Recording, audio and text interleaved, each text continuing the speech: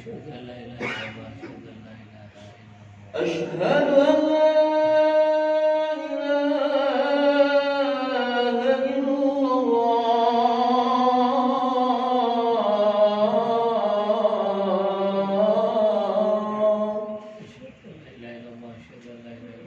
أشهد أن محمدا رسول الله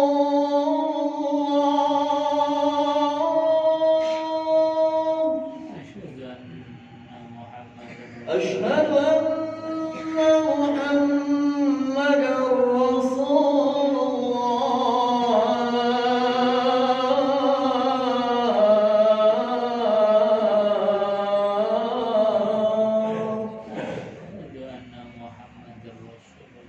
حي على الصلاة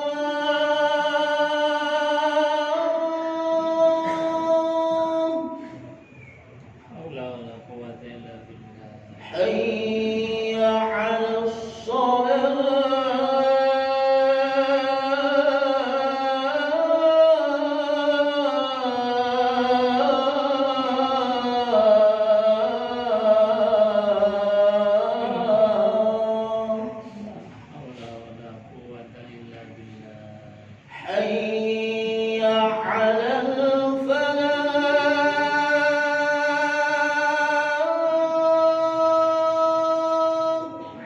الله أكبر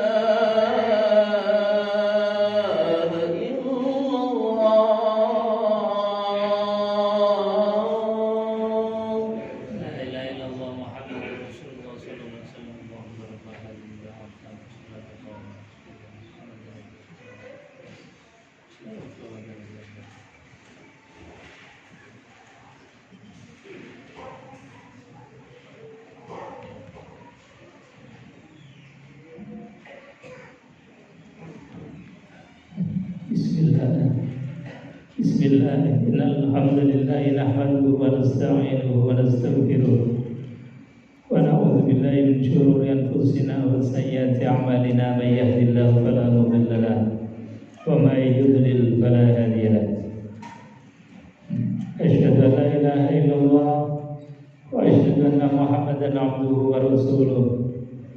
Allahumma shalli wa sallim ala sayyidina Muhammadin wa ala ali sayyidina Muhammadin kama shallaita ala sayyidina Ibrahim wa ala ali sayyidina Ibrahim fil alamin innaka Hamidum Majid. Ayyuhal hadirun, usikum wa nafsi bi taqwallah faqad faza fawzan 'azima. Kama qala Allah ta'ala fi kitabil karim wa huwa asdaqul qailin, a'udzu billahi samil 'alim minasyaitonir rajim. Bismillahirrahmanirrahim. Ya ayyuhalladzina amanu taqullaha haqqa tuqatih wa la tamutunna illa wa antum muslimun. Shadaqallahul azim wa shadaqa rasuluhul karim wa nahnu ala dzalika lasyahidin walhamdulillahi rabbil alamin. Hadirin jemaah sidang salat Jumat rahimakumullah. Di awal khutbah ini khatib senantiasa berwasiat baik untuk diri khatib maupun jamaah sekalian, marilah kita tingkatkan kualitas iman takwa kita kepada Allah, karena ini satu-satunya yang akan kita banggakan, akan kita laporkan di hadapan Allah Subhanahu wa Ta'ala. Maka ketika saat ini kita bisa hadir memenuhi panggilan Allah melaksanakan sholat Jumat berjamaah, itu artinya raport kita ini adalah raport yang baik karena distempel oleh Allah min jumlatil muttaqin, termasuk orang-orang yang bertakwa. Mudah-mudahan ketakwaan ini bisa kita jaga sampai akhir hayat, sehingga kita diwafatkan dalam keadaan husnul khotimah. Amin ya rabbal alamin. Hadirin jamaah sidang salat Jumat rahimakumullah. Di dalam Al-Qur'anul Karim Allah perintahkan udkhulu fis-silmi kaffah. Masuklah kalian ke dalam Islam yang sempurna. Kesempurnaan Islam ini senantiasa mengatur setiap helaan nafas kita, baik itu yang dipantau oleh orang maupun ketika kita dalam keadaan sendiri. Hal-hal yang kecil maupun hal-hal yang besar, hal-hal yang sifatnya privasi maupun hal-hal yang sifatnya komunal kemasyarakatan, tidak ada yang luput dari aturan-aturan Allah dan aturan-aturan yang dicontohkan oleh baginda Rasulullah Sallallahu Alaihi Wasallam. Maka ketika hal-hal yang kecil yang sifatnya pribadi pun diatur oleh Allah Subhanahu wa Ta'ala, bagaimana caranya kita makan, bagaimana caranya kita istinja, bagaimana caranya kita tidur, itu diatur dan dicontohkan oleh baginda Rasulullah Sallallahu Alaihi Wasallam. Meskipun kita dalam kamar mandi sendirian, meskipun kita tidur sendirian, meskipun kita dalam keadaan sendirian, itu pun diatur oleh Allah dengan secara detail dan juga dicontohkan oleh baginda Rasulullah SAW. Apalagi hal-hal yang besar, yang sifatnya komunal, yang sifatnya ini menentukan hajat hidup orang banyak. Seperti misalnya sebentar lagi kita akan memilih pemimpin kita, memilih kepala negara, memilih presiden, maka itu pun tidak luput dari aturan-aturan yang Allah tetapkan untuk kita. Oleh karenanya sebelum kita memilih nanti, Al-Quran memberikan nasihat kepada kita yang mau untuk dinasihati. Quran memberikan kisi-kisi, Quran memberikan satu informasi, tidak menunjuk si A, si B, tidak menunjuk dari suku ini, suku itu, tidak menunjuk dari golongan apapun, tetapi Allah Subhanahu wa Ta'ala memberikan amanat kepada seseorang yang mempunyai kriteria yang disebutkan oleh Allah Subhanahu wa Ta'ala yang patut menjadi pemimpin kita, yang patut menjadi teladan bagi kita. Kata Allah Subhanahu wa Ta'ala, di antara kriterianya adalah wazadahu bastatan fil ilmi wal jism. Orang yang patut untuk menjadi pemimpin kita, kriterianya adalah wazadahu bastatan fil ilmi. Orang yang kuat di dalam ilmu, orang yang mempunyai pemahaman luas. Ini menjadi kunci. Karena apa? Al-ilmu nurun. Ilmu itu adalah cahaya. Ilmu adalah polosai. Ilmu itu adalah problem solving, pemecah masalah. Karenanya baginda Rasulullah Sallallahu Alaihi Wasallam bersabda dalam sebuah hadis, beliau mengatakan bahwasanya barang siapa yang menghendaki kehidupan dunia, fa'aradahu bil ilmi, maka hendaknya dia mendasarinya dengan ilmu. Man aradal akhirah, dan barang siapa yang menghendaki kebahagiaan di akhirat, tidak lain dan tidak bukan kecuali dasarnya adalah ilmu. Wa man aradahuma, dan barang siapa ingin kebahagiaan hidup di dunia dan di akhirat, maka harus juga didasari dengan ilmu. Karena sekali lagi al-ilmu nurun, ilmu itu adalah cahaya. Semakin orang itu dekat dengan sumber cahaya, maka dia akan mendapatkan pencerahan, akan mendapatkan penerangan. Ilmu juga merupakan sifat dari sifatnya Allah Subhanahu wa taala. Artinya apa? Bahwa siapa saja yang dia itu dititipi amanah ilmu, maka orang yang paling banyak ilmunya itu berarti yang paling banyak mendapatkan tetesan-tetesan sifat-sifat Allah Subhanahu wa taala. Maka kriteria yang pertama yang Allah sampaikan kepada kita di dalam kita mencari pemimpin, memilih seorang pemimpin, harus kita dasari siapa yang paling punya basic keilmuan yang mendalam, yang luas, yang bisa memberikan polosai-polosai dengan keilmuan, bukan polosai yang didasari dari syahwat dan hawa nafsu. Hadirin jamaah yang dimuliakan Allah Subhanahu wa taala. Sekali lagi Quran memberikan nasihat kepada kita, kepada siapapun yang hatinya masih mau dinasihati. Karena apa? Dalam sejarah misalnya kaum Bani Israel, ketika mereka dalam keadaan terjajah, tertindas oleh seorang raja yang namanya Tolut, yang namanya Jalut. Jalut ini adalah raja yang senantiasa boleh disifati sebagai raja yang zalim.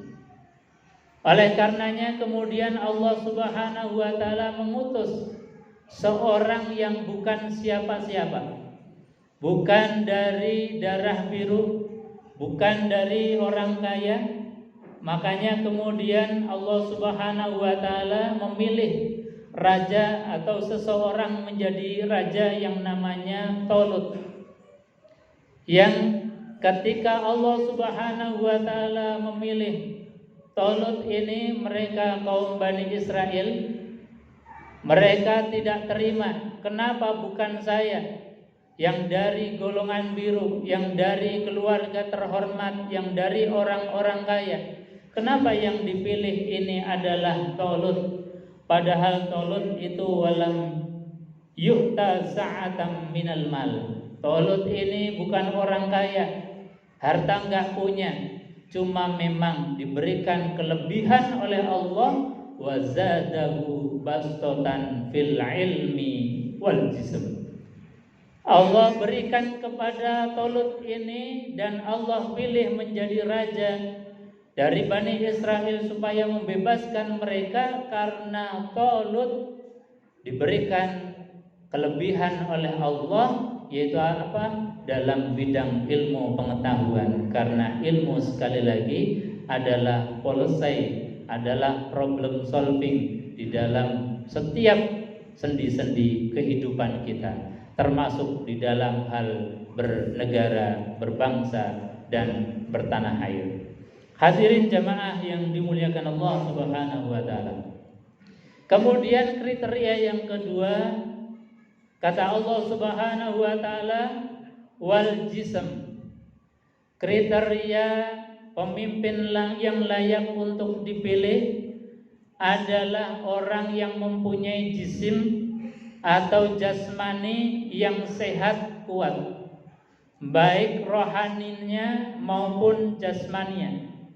Jasmaninya kuat karena pemimpin akan memikul tanggung jawab sekian banyak warga, sekian banyak masyarakat, sekian banyak tanggung jawabnya ada kepada pemimpin. Maka bagaimana pemimpin bisa memikul tanggung jawab besar itu kalau jisimnya, kalau raganya ini kemudian mempunyai masalah?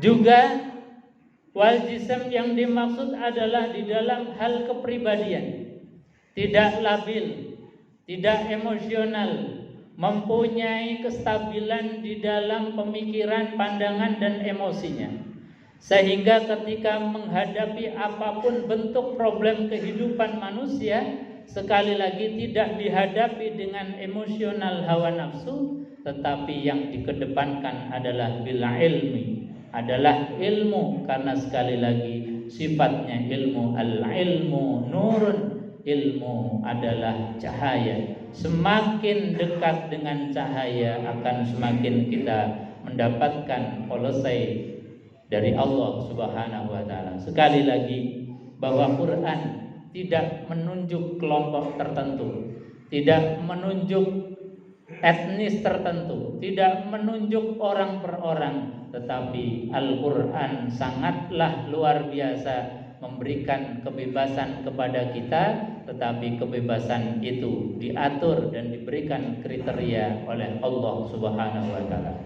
Hadirin jemaah yang dimuliakan Allah, tentu setelah kita memberikan pilihan terbaik menurut kapasitas dan pandangan kita masing-masing, maka harapan kita seorang pemimpin ini bisa membawa kita menjadi negara yang mandiri, negara yang berdaulat, negara yang tidak